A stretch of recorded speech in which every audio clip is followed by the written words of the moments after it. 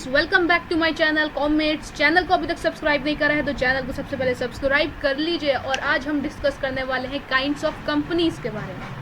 आपने बचपन में पढ़ा था कि भाई बहुत टाइप के हम जो हैं बिजनेस चला सकते हैं, लाइक सोल प्रोप्राइटर की तरीके से चला सकते हैं, है ना। सोल प्रोप्राइटर हो सकता है और पार्टनरशिप हो सकती है, जॉइंट स्टॉक कंपनी हो सकती है, और भी बहुत सारे हमने पढ़े थे। तो ये जो जॉइंट स्टॉक कंपनी होती है, क्या होती है ये जॉइंट स्टॉक कंपनी? एक्चुअली हमारी कंपनी होती है जो आपको कंपनीज आपको दिखती हैं अपने सामने कि भाई टाटा की कंपनी, इसकी कंपनी, उसकी कंपनी, फलाना ढिमकाना, ये सारी कंपनीज होती हैं। और कंपनीज में ये सब मैं आपको पढ़ा चुकी हूँ कि अनलिमिटेड कंपनी कौन सी कंपनी होती है, कंपनी लिमिटेड बाय गारंटी कौन सी होती है, कंपनी लिमिटेड बाय शेयर्स कौन सी होती है। ये तीनों मैं आपको पहली वीडियो में कवर करा चुकी हूँ, बट फिर भी मैं आपको दोबारा से ही कराने वाली हूँ। और इसमें मेरा जो है मोटिव ये रहेगा कि मैं आपको पढ़ा सकूं कि शेयर्स क्या होते हैं, प्रेफरेंस शेयर्स क्या होते हैं, इक्विटी शेयर्स क्या होते हैं, प्रेफरेंस शेयर्स के कितने टाइप्स होते हैं, उन सबको एक्सप्लेनेशन मेरा क्या रहेगा, मोटिव रहेगा पढ़ाने को। ठीक है जी। तो देखिए जॉइंट स्टॉक कंपनी कैसी कैसी कंपनी होती है। अनलिमिटेड कंपनी, अनलिमिटेड कंपनी अभी पढ़ेंगे क्या होता है। दूसरी कंपनी लिमिटेड बाय गारंटी। तीसरी कंपनी लिस्टेड बाय शेयर्स। अभी जो कंपनी लिस्टेड बाय शेयर्स होती है ये तीन भागों में डिवाइड होती है, private company, public company, 1% company, जो कि अभी कुछ टाइम पहले ही आया है मार्केट में, नया नया ताज़ा क्या है, OPC, 1% कंपनी। ठीक है, ठीक है। आइए आगे बढ़ते हैं। अच्छा, ये आपको बुक जो है देखी देखी लग रही होगी। कक्षा 12वीं में अगर आपने पढ़ी है कॉमर्स तो आपको ये अकाउंट्स की बुक दिख रही होगी। ठीक है जी। आइए पढ़ते हैं अनलिमिटेड कंपनी क्या होती है। Unlimited company is a company where there is no limit. One second. तो अनलिमिटेड कंपनी कौन सी कंपनी होती है? Unlimited company is a company where there is no limit on the liability of its members. जहां पर member की liability कैसी होती है, अनलिमिटेड होती है। याद आया ना पार्टनरशिप में, पार्टनरशिप में क्या होता था, अनलिमिटेड लाइबिलिटी होती थी। वही वाला फीचर यहाँ पे लगा हुआ है कि अनलिमिटेड कंपनी वो कंपनी होती है जहाँ पर मेंबर का जो लाइबिलिटी होती है वो कैसी होती है, अनलिमिटेड होती है, जिसकी कोई लिमिट नहीं होती। It means when a company suffers loss and the company's property is not sufficient to pay off its debts. अगर कंपनी नुकसान में, घाटे में चली गई और कंपनी की प्रॉपर्टी, कंपनी के पास इतने एसेट्स नहीं हैं कि वो अपने डेट्स को पे ऑफ कर सके, the private property of its member, जो मेंबर की ज़ाती प्रॉपर्टी होगी, ज़ाती माल जो होगा, will be used to meet the claims of creditors. तो जो कंपनी की लाइबिलिटी है, जो कंपनी के क्रेडिटर्स है, उनको पे करने में, उनको मीट करने में हमारे मेंबर्स की प्राइवेट प्रॉपर्टी लग जाएगी। समझ में आ गई ना बात? जी साहब। As the risk involve in such companies is too high. तो इन कंपनीज में रिस्क बहुत है, जाहिर सी बात है भाई। कंपनी चली गई तो चली गई, कंपनी की प्रॉपर्टी खत्म हो गई, यहाँ तक बात खत्म नहीं है, कंपनी के मेंबर की प्रॉपर्टी भी लगा, तो बड़ी नाइंसाफी है।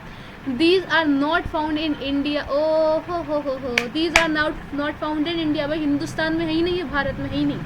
Even though permitted by the companies act. लेकिन कंपनीज एक्ट में तो है ना, कंपनीज एक्ट ने तो बता दिया आपको कि हाँ भाई ऐसी भी एक कंपनी होती है, लेकिन इसमें इतना रिस्क होता है, इसकी वजह से भारत में ये वाली अनलिमिटेड कंपनी नहीं दिखेगी आपको। ठीक है ना? ओके मेरा बच्चा।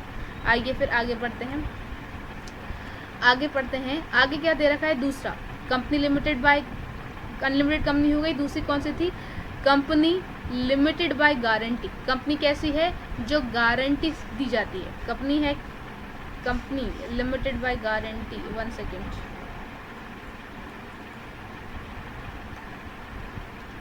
क्या हो गया sir? Okay,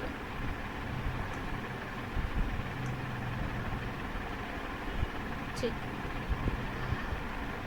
company limited by guarantee. चलो पर देखते हैं क्या कहते हैं। In case of such company the liability of the member is limited.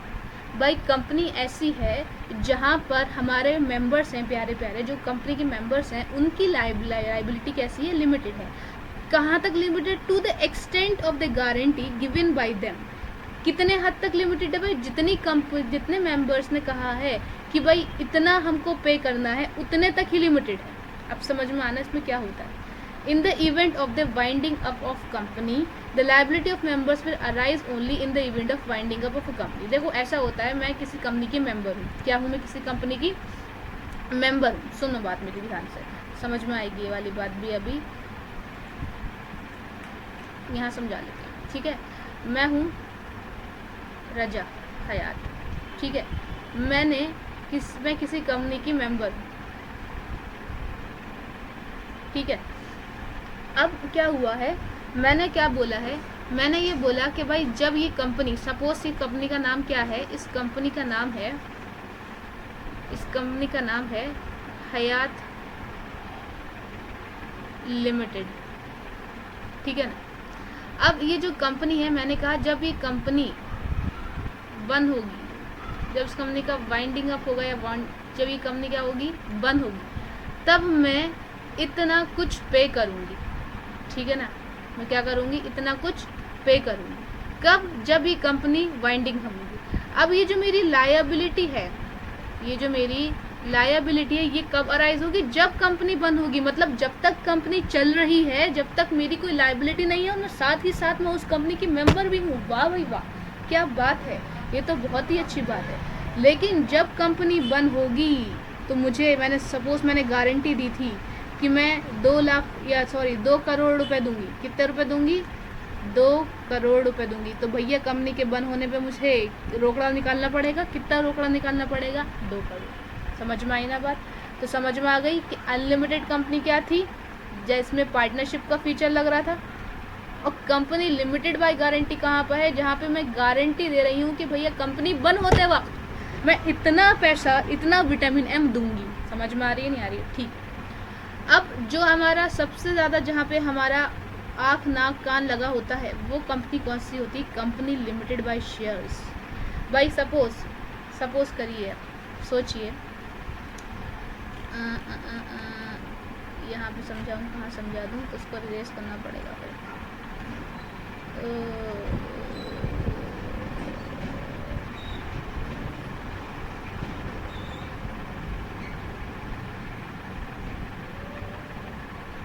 ठीक,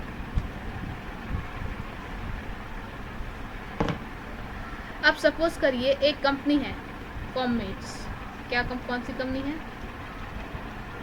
कॉममेट्स, ठीक है। अब इसमें मैंने शेयर्स खरीदे हैं, और शेयर्स की एप्लीकेशन में होता है अलॉटमेंट और फर्स्ट कॉल, और सपोज सेकंड फाइनल कॉल, ठीक है ना, सेकंड फाइनल कॉल। अब एप्लीकेशन में 2 रुपये, इसमें भी 2 रुपये अलॉटमेंट में, तो 3 कितने हो गए, 2 2 4, 4 3 7, 3 रुपये फाइनल पे, ठीक है ना, हो गए ना, 4 और 6 10, ठीक है। यानी कि 10 रुपये का एक शेयर है, ठीक है। अब मैंने एप्लीकेशन पे कर दी, अलॉटमेंट पे कर दी, अभी कंपनी ने फर्स्ट और सेकंड कॉल अभी नहीं करी है, तो इसका मतलब मैं जो हूँ कितने पे करूँगी, सिर्फ और सिर्फ मैं 6 रुपये पे करने की और कर्जदार हूँ। 4 पे कर चुकी हूँ और 6 पे और करूँगी, ठीक है। तो ये जो मैं 6 पे करूँगी ना, जिसकी मैं कर्जदार हूँ, उसको कहते हैं कंपनी लिमिटेड बाय शेयर्स। भाई जितने शेयर्स का आपने पे नहीं करा है, सिर्फ आप उतने के ही कर्जदार हो, ठीक है। आओ पढ़ते हैं। In case of such a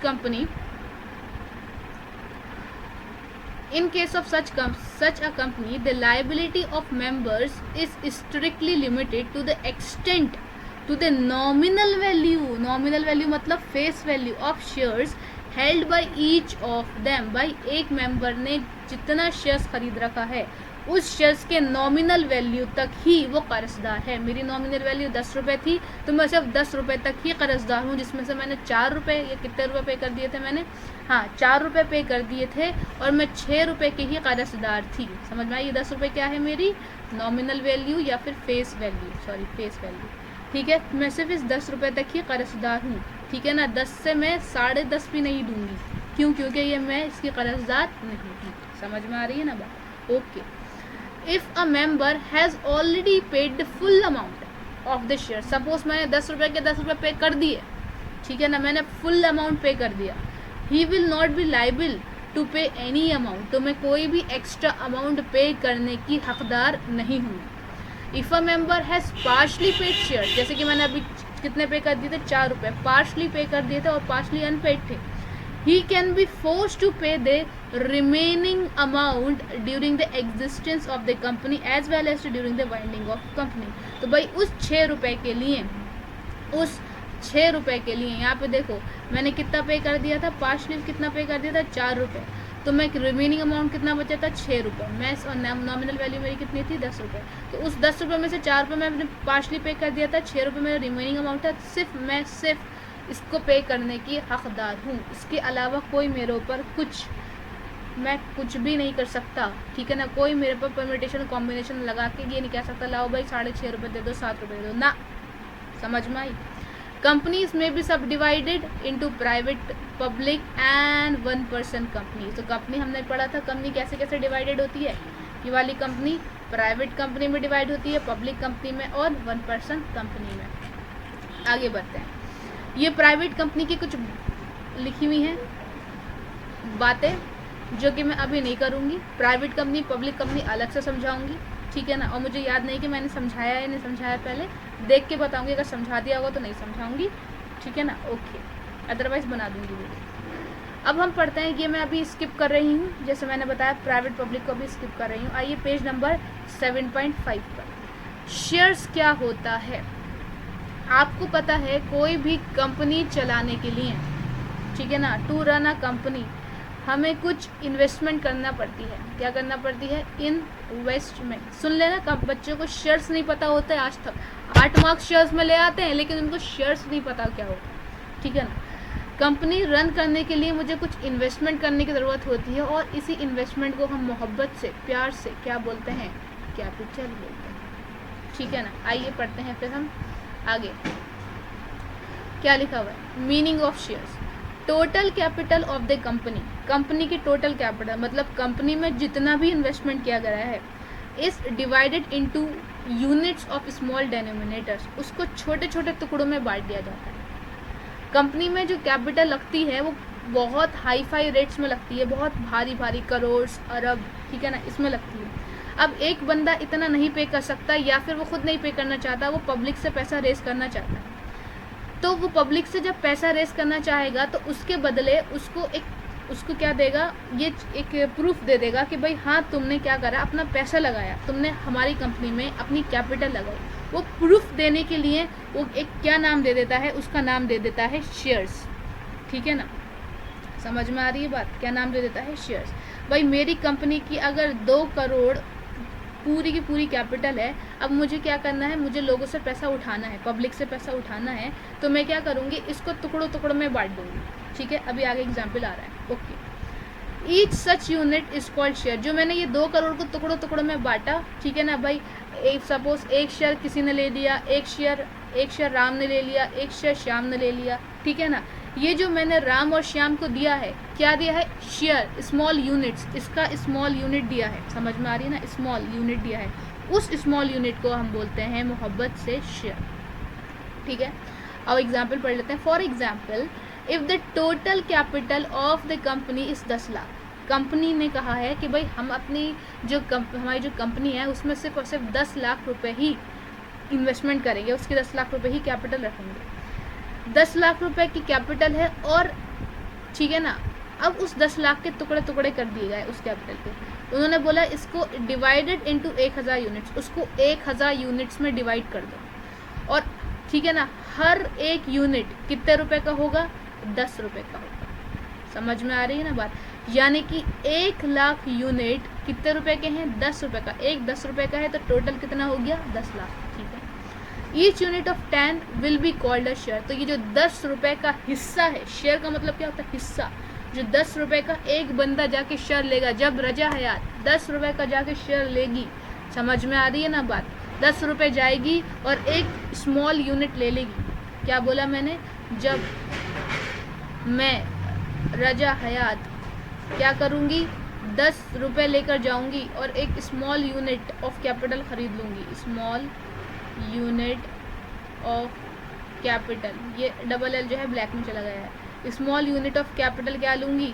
ले लूँगी। तो जो ये स्मॉल यूनिट ऑफ कैपिटल मैंने 10 रुपये देकर ली, उसको मैं बोलूँगी कि भैया मैंने शेयर लिया, लेकिन 10 रुपये का कितना शेयर आएगा? केवल एक। तो मैंने कितना शेयर लिया? एक शेयर लिया।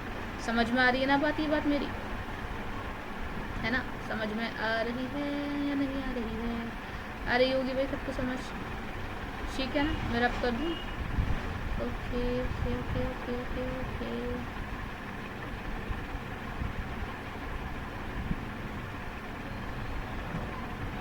ठीक, आगे बढ़ते हैं। आओ। 10 in above case the company has 1,00,000 shares of 10 रुपये each. Share must be number so that they may be identified. ठीक है, नंबर जैसे मैंने बताया कि एक शेयर मैंने खरीदा तो 10 रुपये खरीदा, 100 है। अब आप पढ़ते हैं नेचर ऑफ शेयर्स। शेयर्स का नेचर क्या होता है? क्या होता है शेयर्स का नेचर? पढ़ लेते हैं। The shares of a company are movable property. Company के शेयर्स क्या होते हैं? मूवेबल प्रॉपर्टी होते हैं। मूवेबल प्रॉपर्टी का मतलब क्या होता है? मतलब जो इधर से उधर जा सकते हैं, आराम से ट्रांसफ़र हो सकते हैं। ठीक है, मुझे नहीं पता आपने बीकॉम फर्स्ट ईयर में या कभी कहीं पर भी आपने क्या पढ़ा हो? आपने सोगा पढ़ा हो। सोगा समझते हो ना? SOGA 2013, sales of goods act 2013। नाम क्या है? Sales of goods.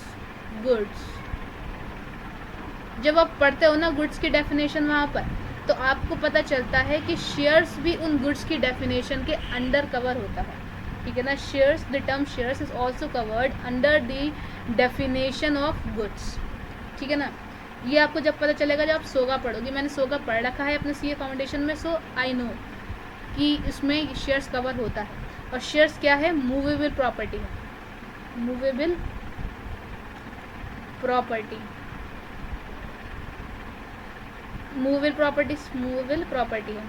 ठीक है ना? गुड्स जो होते हैं हमारे, वो क्या होते हैं?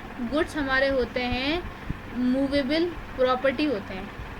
ठीक है ना? जब गुड्स मूवेबल प्रॉपर्टी हैं और गुड्स के ही डेफिनेशन में शेयर्स कवर होते हैं, तो इसका मतलब क्या हुआ कि शेयर्स भी मेरे क्या हुए? मूवेबल प्रॉपर्टी है, जो एक जगह से दूसरी जगह जा सकते हैं।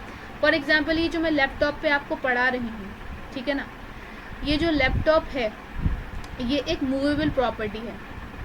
ठीक है, लेकिन जिस घर के अंदर मैं रह रही हूँ, ठीक है ना, घर के अंदर जो मैं रह रही हूँ, क्या वो मूवेबल प्रॉपर्टी है कि नहीं? ना, वो मूवेबल प्रॉपर्टी नहीं है, वो इमूवेबल प्रॉपर्टी है। और क्योंकि ये इमूवेबल प्रॉपर्टी है तो गुड्स के अंदर नहीं आएगी, गुड्स के अंदर नहीं आएगी तो मतलब सोगा के अंदर नहीं आएगी। खैर, सोगा में कहाँ पहुँच गए हम?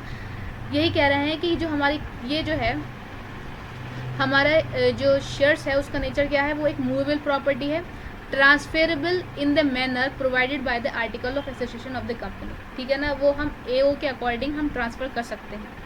Shares of a company are treated as goods under the sales of goods act 1930। ओह हो। ठीक है ना?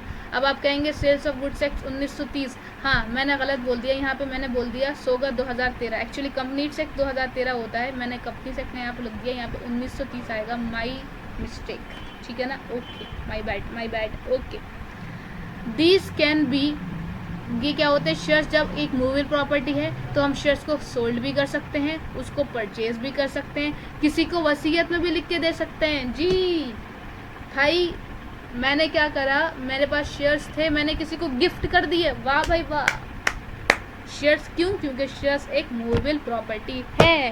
ठीक है ना? आओ जी आओ, आगे पढ़ते हैं। मज़ा आएगा, मज़ा आएगा, मज़ा मज़ा मज़ा मज़ा मज़ा। ठीक है, आओ देखो जी। तो कंपनी शेयर्स कैसे कैसे इशू कर सकती है? प्रेफरेंस शेयर्स इशू कर सकती है और इक्विटी शेयर्स इशू कर सकती है। अब आप देख रहे होंगे यहाँ पे ये सब प्रेफरेंस शेयर्स की बातें शुरू हो गई हैं। ठीक है, प्रेफरेंस शेयर्स पढ़ने से पहले मैं आपको इक्विटी शेयर्स पढ़ाना चाहूँगी। इक्विटी शेयर्स ये है, देखो जी, ये है इक्विटी शेयर्स। इक्विटी शेयर्स क्या होते हैं? Equity shares are those shares which are paid dividends only when profits are left after the preference shareholder have been paid fixed rate of dividends। क्या भारी भारी अल्फाज बोल दिए भाई इन्होंने। क्या भारी भारी अल्फाज बोल दिए इन्होंने। बोला है कि इक्विटी शेयर्स वो शेयर्स होते हैं, are those shares which are paid dividends, जो डिविडेंड पे करते हैं। क्या पे करते हैं? जो के डिविडेंड पे करते हैं। ठीक है ना। इक्विटी शेयर्स वो होते हैं जो कि डिविडेंड पे करते हैं। किसको पे करते हैं? किसको पे करते हैं? इक्विटी शेयर होल्डर्स को डिविडेंड पे करते हैं। कब पे करते हैं? जब, ठीक है ना। डिविडेंड कब पे किया जाता है? डिविडेंड जब पे किया जाता है जब हमारा प्रॉफिट्स बचते हैं। अब तुमने मुझे पता नहीं तुमने 12वीं में पढ़ा नहीं पढ़ा, देखो मैं तुम्हें समझाऊँ। हमारी कंपनी थी कॉममेट्स, ठीक है ना। कॉममेट्स नाम की एक कंपनी थी, उसमें प्रॉफिट आया। जब भी प्रॉफिट्स आते हैं उस प्रॉफिट को हम सबसे पहले किसको पे करते हैं? प्रेफरेंस शेयर होल्डर्स को पे करते हैं, ठीक है ना। इसके बाद जो पैसा बचता है, मतलब प्रॉफिट्स माइनस शेयर होल्डर्स, तो उसको हम बोलते हैं डिविडेंड्स, ठीक है ना। अब ये जो डिविडेंड्स होता है इससे हम किसको पे करते हैं? हम पे करते हैं इक्विटी शेयर होल्डर्स को, ठीक है ना। यानी कि प्रॉफिट्स से हमने किसको पे करा?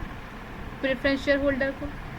जब हम पे करते हैं इसको प्रेफरेंस शेयर होल्डर को, तो जो मेरा अमाउंट बचता है, वैसे इसके बीच में और भी प्रॉफिट्स और भी बहुत काम होते हैं, लेकिन मोटा मोटा समझ लो, हमने प्रॉफिट्स में से प्रेफरेंस शेयर होल्डर का हिस्सा माइनस कर दिया, तो जो बचता है पैसा उसको हम मोहब्बत से बोलते हैं डिविडेंड। क्या बोलते हैं? डिविडेंड। अब इस डिविडेंड से किसको पे कर दिया जाता है? इक्विटी शेयर होल्डर को।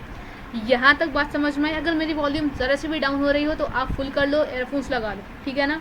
ओके, यही बोला है यहाँ पे, देखो इन्होंने बोला क्या है, यही बोला है, और कोई भारी लफ्ज़ में बोला है। Equity share are those shares which are paid dividends, जिनको हम डिविडेंड पे करते हैं only when profits are left after the preference share holder have been paid. जब हमारा प्रेफरेंस शेयर होल्डर को पे करने के बाद जो मेरा क्या मिलता है? प्रॉफिट्स बचता है, उसमें से हम किसको पे करते हैं? इक्विटी शेयर होल्डर्स को पे करते हैं डिविडेंड, ठीक है।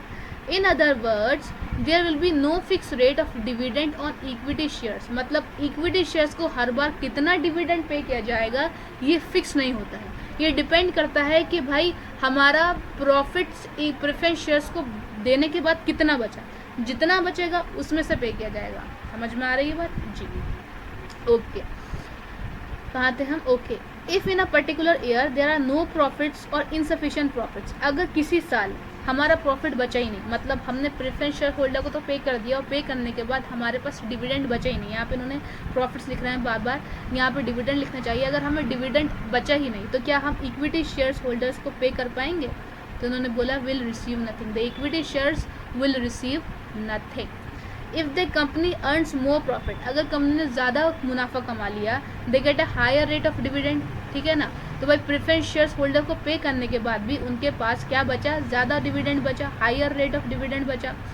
As regards return of capital, equity share capital is return only when preference share capital is return full.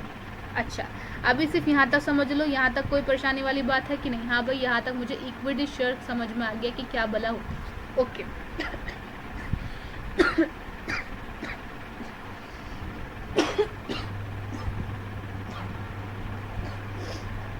Okay, अब हम आ जाते हैं प्रेफरेंस शेयर होल्डर। ये कि हमारा प्यार से हमारा प्रेफरेंस शेयर्स क्या होता है हम पढ़ लेते हैं अब वो, ठीक है जी।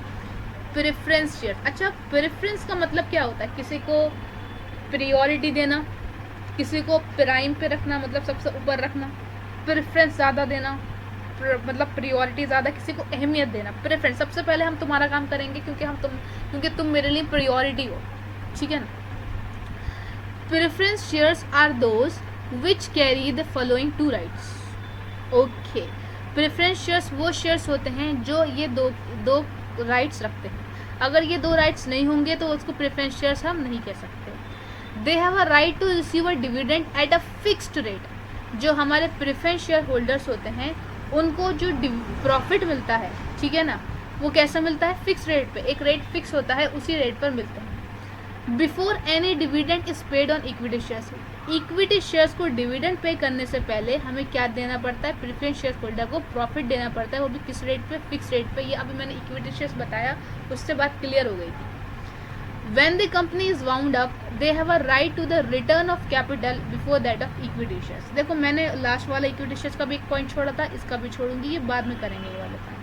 कोई वजह है इस टाइम नहीं करने की? अगर तुम्हें कोई टीचर नहीं बता रहा अभी इस टाइम तो कोई वजह है, ठीक है ना? ओके, आगे बढ़ते हैं। तो हमारे जो प्रेफरेंस शेयर्स होते हैं उसके टाइप्स पढ़ते हैं। सबसे पहला टाइप है cumulative preference shares.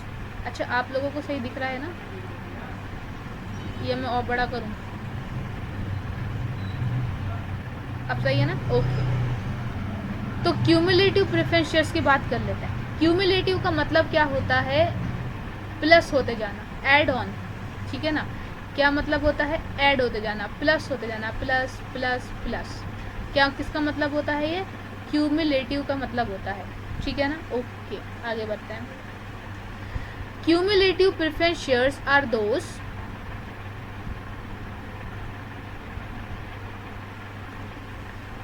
cumulative preference shares are those preference shares the holders of which are entitled to recover the arrears of preference dividend, okay, before any dividend is paid on equity shares, okay। फिर cumulative preference shares वो shares होते हैं, simple जो preference shares की definition थी वही definition यहाँ पे बोली है कि ये वो शेयर होल्डर होते हैं कि इक्विटी शेयर्स होल्डर्स को डिविडेंड पे करने से पहले आपको किसको पे करना है? क्यूमुलेटिव प्रेफरेंस शेयर्स को पे करना है। अब डेफिनेशन यहाँ तक सेम है, तो क्या इसका मतलब ये हुआ कि क्यूमुलेटिव प्रेफरेंस शेयर्स और प्रेफरेंस शेयर्स सेम चीज़ है? नहीं, अभी ट्विस्ट आएगा, देखो ठीक है। The holders of which are entitled to recover the arrears of performance dividend. Okay, आगे चलते हैं, उसका मतलब क्या है समझाती हूँ, क्यूमुलेटिव क्यों है इसमें ये भी समझाती हूँ। देखो इसका मतलब ये हुआ, आगे बढ़ते हैं। This means that if any year, किसी भी साल, the profits of the company are insufficient to pay the dividend on these shares. कभी कभी क्या होता है, हर बार कंपनी को प्रॉफिट नहीं हो रहा होता है, कंपनी को प्रॉफिट बहुत कम हुआ या बिल्कुल भी नहीं हुआ, जिसकी वजह से वो क्यूमुलेटिव प्रेफरेंस शेयर्स को पे नहीं कर पाए। क्या नहीं कर पाए? पे नहीं कर पाए, ठीक है जी। ओके, आगे देखो क्या होता है। अब देखो जब प्रेफरेंस शेयर्स, चाहे वो क्यूमुलेटिव हो या कोई भी हो, जब प्रेफरेंस शेयर्स को पे नहीं कर पा रहे हैं तो क्या इक्विटी शेयर्स को पे कर पाएंगे? नहीं, अभी उन्होंने इस साल प्रेफरेंस इक्विटी शेयर को भी पे नहीं करा होगा, ठीक है। आगे देखते हैं क्या होता है। आगे देखो, the dividend keeps on accumulating. ये जो वर्ड है एक्यूमुलेटिंग, इसका मतलब सिमिलर वही होता है क्यूमुलेटिंग, प्लस हो जाना, प्लस हो जाना, प्लस हो जाना। जो फॉर एग्जांपल इनको 2017 में क्या नहीं दिया गया, इनको डिविडेंड नहीं पे करा गया, ठीक है, तो इनका डिविडेंड जितना भी था, सपोज 10 रुपये, छोटा मान के चल रही हूँ, 10 रुपये था, ठीक है, तो ये 10 रुपये इनके खाते में नोट कर दिया गया कि भाई अगले साल जब हम इनको पे करने जाएंगे, जब हमारा प्रॉफिट होगा अगले साल, और जब हम इनको पे करेंगे तो ये पिछले साल वाले प्रॉफिट के साथ साथ इनका ये वाला प्रॉफिट भी ऐड किया जाएगा। ये मतलब होता है क्यूमुलेटिव का, और यही मतलब होता है एक्यूमुलेट का। Until it is fully paid. अच्छा, फॉर एग्जाम्पल, आप एग्जाम्पल दे दिया, if dividend has not been paid for the year ending 31 March 2016। 2016 का डिविडेंड पे नहीं किया गया। कौन सा डिविडेंड नहीं पे किया गया? क्यूमुलेटिव प्रेफरेंस शेयर्स को नहीं पे किया गया। एंड 2017 का भी नहीं पे किया गया। कितना परसेंट था क्यूमुलेटिव प्रेफरेंस शेयर्स? 8% पे करना था इनको। फिक्स रेट होता है ना इसका प्रेफरेंस शेयर्स का, 8% था। 2016 में भी 8% देना था, 2017 में भी 8% देना था, ठीक है जी। And a company wants to distribute dividend, ठीक है ना, on equity shares for the year ending 31 March 2018। अब कौन सा साल आ गया? 2018 आ गया। अब कंपनी ने क्या सोचा कि 2018 में हम इक्विटी शेयर होल्डर को क्या करते हैं, उनको डिविडेंड पे कर देते हैं। क्या कर सकते हैं हम सीधा सीधा सबसे इक्विटी शेयर को डिविडेंड पे? नहीं कर सकते। पहले इनको किसको पे करना पड़ेगा? इनको जो यहाँ बैठे हैं, किसको? Cumulative preference shares. कितना पे करना पड़ेगा भाई? 2016 का पे करना पड़ेगा, 2016 का पे करना पड़ेगा। अच्छा जी, ओके ओके। 2017 का पे करना पड़ेगा, ठीक है ना, और 2018 का भी पे करना पड़ेगा। इनमें 2018 आ गई, नहीं आ गई? सब समझो समझो समझो समझो, घबराने वाली बात नहीं है, समझा।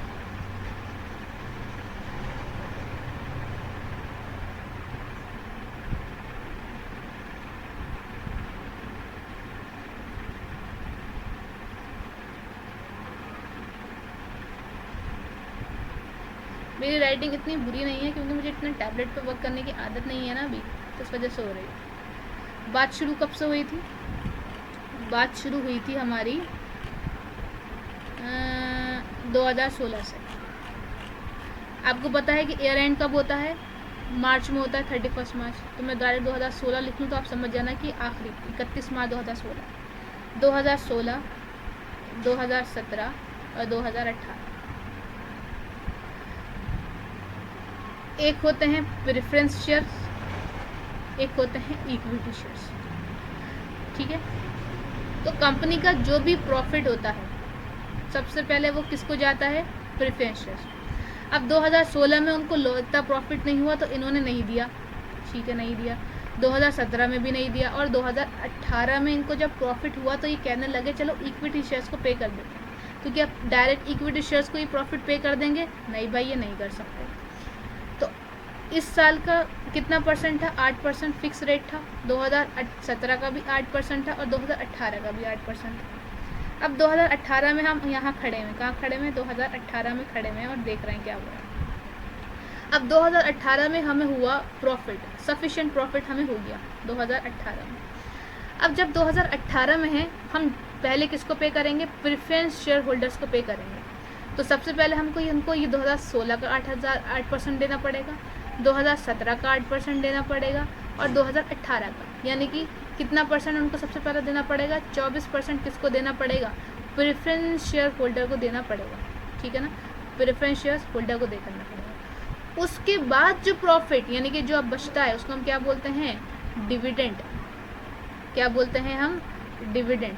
तो अब जो मेरा डिविडेंड बचेगा, अब उससे किसको पे कर दिया जाएगा, इक्विटी शेयर होल्डर को पे कर दिया जाएगा। अब सवाल ये उठता है कि इक्विटी शेयर होल्डर को भी क्या 2016 का, 2017 का, क्या 2018 का पे करा जाएगा? नहीं।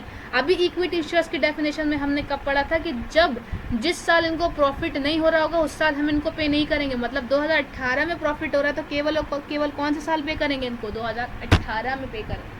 अब कितना भी प्रॉफिट हो, ज़्यादा प्रॉफिट हो प्रेफरेंस शेयर से या प्रेफरेंस शेयर से कम प्रॉफिट हो, जितना भी प्रॉफिट हो, कितना भी डिविडेंड बचा हो, किसके हिस्से में जाएगा, इक्विटी शेयर होल्डर। इतनी बात समझ में आ गई होगी, ठीक है। नहीं समझ में आई हो रिपीट कर देना, आगे बढ़ते। ओके, ठीक है। तो ऐसे जो लोग होते हैं, मतलब ऐसे वाले जिनका फिक्स्ड रेट जो है ऐड होता जाता है, उन वाले प्रेफरेंस शेयर्स को क्या बोलते हैं, क्यूमुलेटिव प्रेफरेंस शेयर्स बोलते हैं। आई होप ये क्लियर हो गया होगा, ठीक है, ओके। अब आपने कैश फ्लो स्टेटमेंट करा होगा तो उसमें एक टर्म आता है कॉन्टिंजेंट लाइबिलिटीज। हा, ये कॉन्टिंजेंट लाइबिलिटी कभी क्या होता है, कभी टीचर से पूछा तुमने? नहीं पूछा। क्या जवाब दिया टीचर ने तुम्हें, हैं?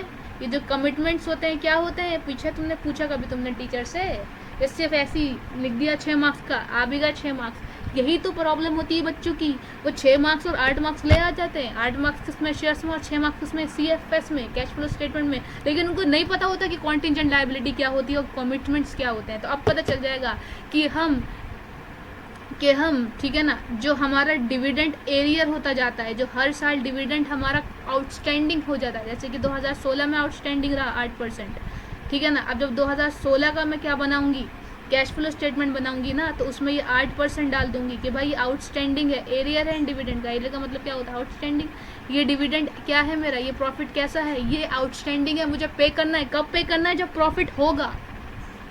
कब प्रॉफिट किस साल होगा ये तो नहीं पता, लेकिन जब भी होगा पे करा जाएगा। तो इसलिए इसको कौन से हेडिंग के अंदर डाल देते हैं, कॉन्टिजेंट लायबिलिटीज या फिर कमिटमेंट्स के अंदर डाल देते हैं। समझ में आई बात, नहीं आई बात? आज पढ़ के जाना और टीचर को बताना, मैम ऐसा होता है, सर ऐसा होता है। समझ में आ रही है ना बात जी? आगे बढ़ते हैं। अगेन मेरा मकसद ये नहीं है किसी टीचर की डिसरिस्पेक्ट करना, ना आप अपने टीचर की डिसरिस्पेक्ट करो, क्योंकि अगर आज आप कुछ भी हो तो अपने टीचर्स की वजह से हो। अगर मैं आज कुछ भी हूँ, अगर मैं आज इस काबिल हूँ कि मैं इन सब चीज़ों को समझ पा रही हूँ, तो because of my teacher and because of teacher, ठीक है ना? ओके। आगे बढ़ते हैं। आगे जब हमने देखा तो आगे हमें कौन दिखा रे बाबा, non cumulative preference shares. Cumulative preference shares कौन थे, समझ में आ गया? नॉन क्या होगा, इसका उल्टा, अपोजिट, ठीक है ना। The holders of such shares get a fixed amount of dividend out of profits of each year, ठीक है। If no dividend is declared in any year due to any reason, such shareholders get nothing nor can they claim unpaid dividend or any year in any subsequent। इन यहाँ पे इनका जो हाल हो गया वो equity shares वालों का हाल हो गया।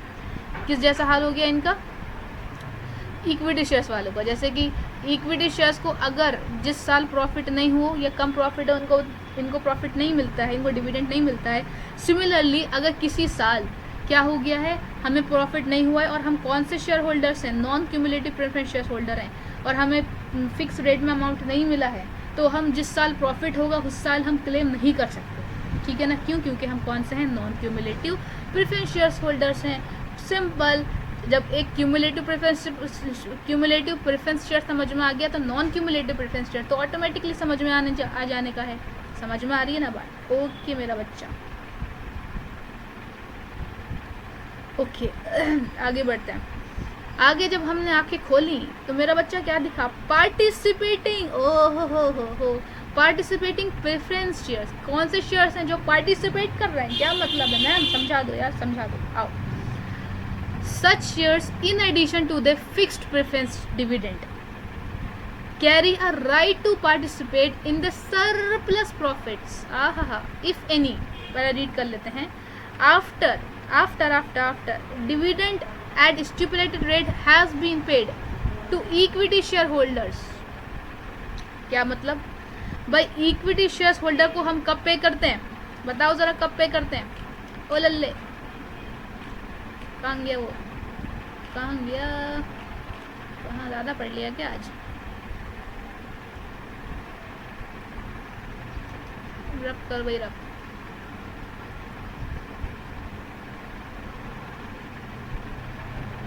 भाई सब्सक्राइब करो करना चैनल को, इतनी मेहनत से पढ़ाते हैं हम और आप हैं कि सब्सक्राइब भी नहीं करते। ऐसा भी क्या गिला हमसे? अच्छा ये वीडियो सबके लिए है, फॉर ऑल लर्नर्स। मैं भी एक लर्नर हूँ, अगर मुझसे कोई मिस्टेक हो गई हो तो कमेंट्स के ज़रिए, थ्रू कमेंट्स यू विल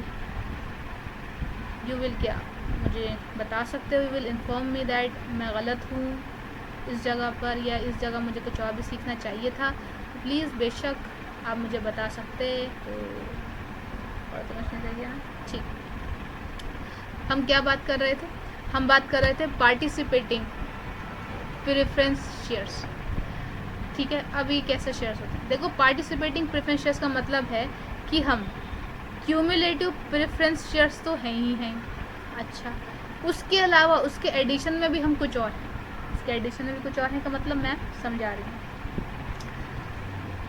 समझाते हैं रे, सबक तो करो ज़रा। ठीक है देखो, पहले हमारे पास प्रॉफिट आया, हमने उससे किसको पे करा, किससे को पे करा, प्रेफरेंस शेयर होल्डर। क्या हो गया सर, अब मैं यहाँ लिख देती हूँ क्यूमुलेटिव प्रेफरेंस शेयर्स। ठीक है, उसके बाद जो मेरा डिविडेंड बचता है उससे हमने किसको पे करा, इक्विटी शेयर्स होल्डर्स। उसके बाद भी भैया मेरे पास कुछ रोकड़ा बचा, इफ एनी अमाउंट, ठीक है ना, विल बी लेफ्ट आफ्टर किसका, इनको पे करने के बाद, ठीक है ना। ठीक है, तो जो मेरा यहाँ पे अमाउंट बचा उसमें से किसका हिस्सा होगा, उसमें से हिस्सा होगा पार्टिसिपेटिंग प्रेफरेंस शेयर होल्डर वालों का। समझ में आ गई ना? तो ये भी इसमें एडिशन है। मतलब पार्टिसिपेटिंग प्रेफरेंस शेयर होल्डर्स कौन होते हैं कि भाई जिनको क्यूमुलेटिव प्रेफरेंस शेयर्स तो मिलते ही मिलते हैं, साथ ही साथ अगर कुछ बाद में इक्विटी शेयर्स को पे करने के बाद कुछ अमाउंट मिलेगा तो भैया उसमें से भी इनका हिस्सा है। जी जी जी, सही सुना आपने, वाह भाई वाह, ये तो बड़े मस्ताने निकले, वाह भाई वाह। देखो जी देखो, यही लिखा हुआ है इन्होंने, यही लिखा हुआ है, यही लिखा हुआ है, यही लिखा।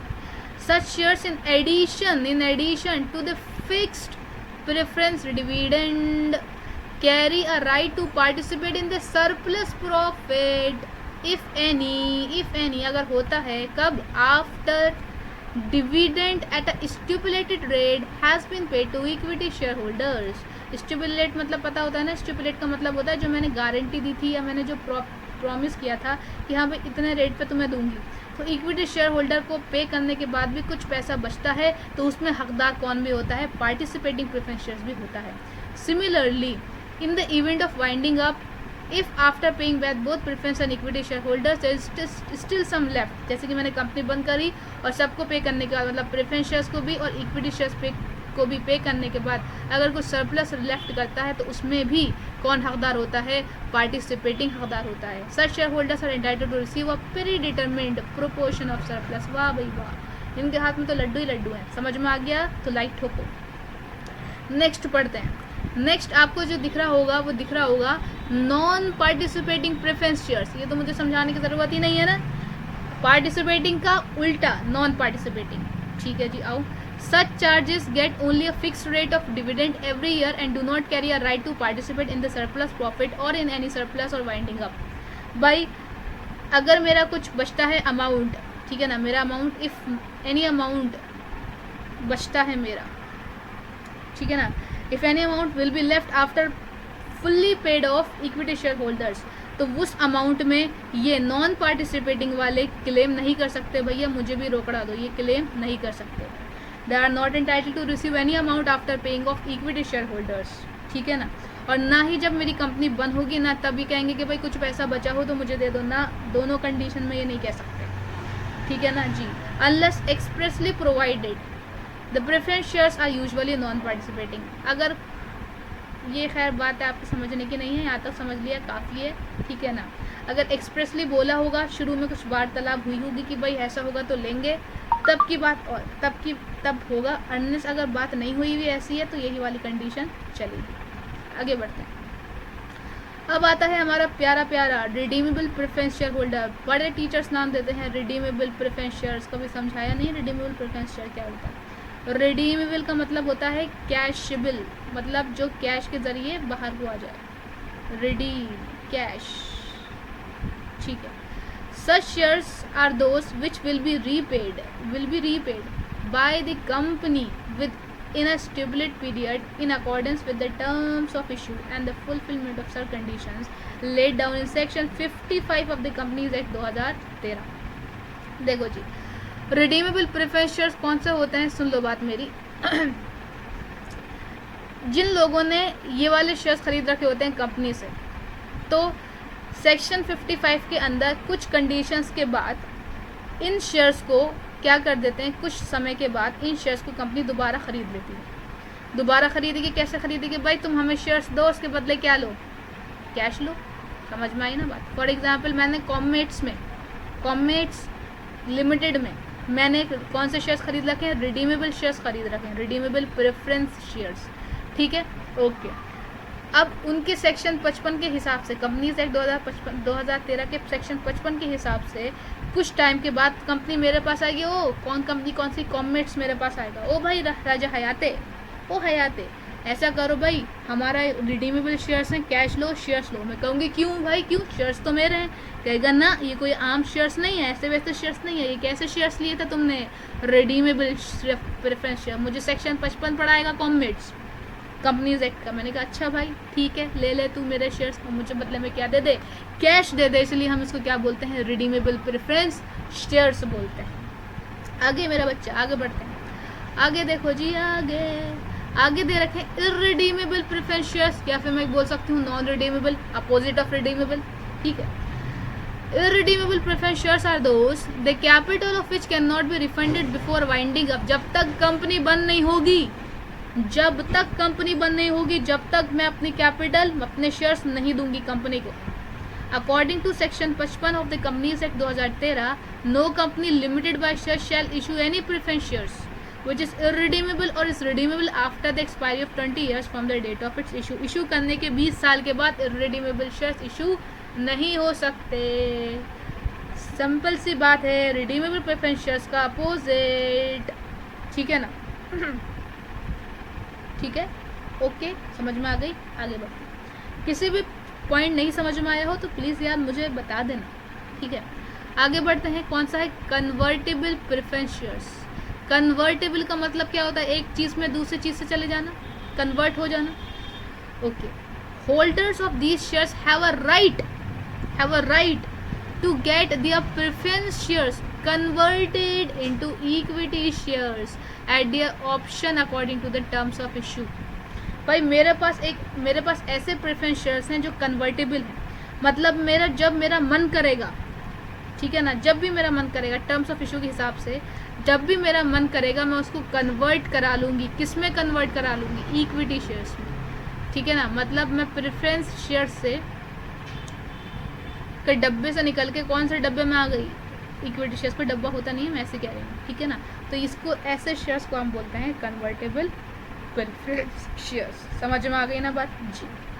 आगे बढ़ते हैं। आगे हम जब बढ़ेंगे मेरा बच्चा, तो आता है नॉन कन्वर्टेबल, उसका उल्टा, जो कि इक्विटी शेयर्स में कन्वर्ट नहीं हो सकते। वो कौन से शेयर्स होंगे? Non convertible. When the holders of preference shares have not been conferred the right of getting their preference shares converted into equity shares। जब भी हमारे प्रेफरेंस शेयर्स होल्डर के पास ऐसा कोई राइट ना हो जब वो अपने प्रेफरेंस शेयर्स को इक्विटी शेयर्स में कन्वर्ट करा सकें, उन प्रेफरेंस शेयर्स को क्या बोलते हैं? नॉन कन्वर्टेबल प्रेफरेंस शेयर्स बोलते हैं। बोलो बात समझ में आई कि नहीं आई? आ गई ना? ठीक है, तुम फ्यूचर सीए से पढ़ रही हो, ठीक है ना, या पढ़ रही हो जो भी हो, कुछ भी नहीं समझ में आया हो पॉइंट, तो मेरा बच्चा मुझे ज़रूर कमेंट सेक्शन में बताना, और वीडियो कैसी लगी ये भी बताना, ठीक है ना। ओके, मुझे लगता है कि अब जो बच्चे क्लास 12th के बच्चे हैं उनको ये वाले सारे पॉइंट समझ में आ जाएगा, और मैं कोशिश करूँगी अगला टॉपिक शेयर्स पर लेकर आऊँ। शेयर्स पर लेकर आऊँगा मतलब इक्विटी शेयर, शायद ये था ना, मतलब शेयर कैपिटल की बात थी मेरी, सॉरी, शेयर कैपिटल्स पे लेकर आऊँ, शेयर कैपिटल, ठीक है ना। बहुत इजी टॉपिक होता है, लेकिन जब भी मैं समझाऊंगी इक्विटी शेयर क्या होता है, वो सॉरी शेयर कैपिटल क्या होता है, ऑथोराइज्ड क्या होता है, इशूड क्या होता है, वो ज़्यादा लंबी वीडियो नहीं जाने वाली है। खैर, अगर ये वीडियो अच्छी लगी तो लाइक शेयर एंड सब्सक्राइब ज़रूर बनता है। नेक्स्ट वीडियो तक के लिए अल्लाह हाफिज़, जय हिंद, जय भारत।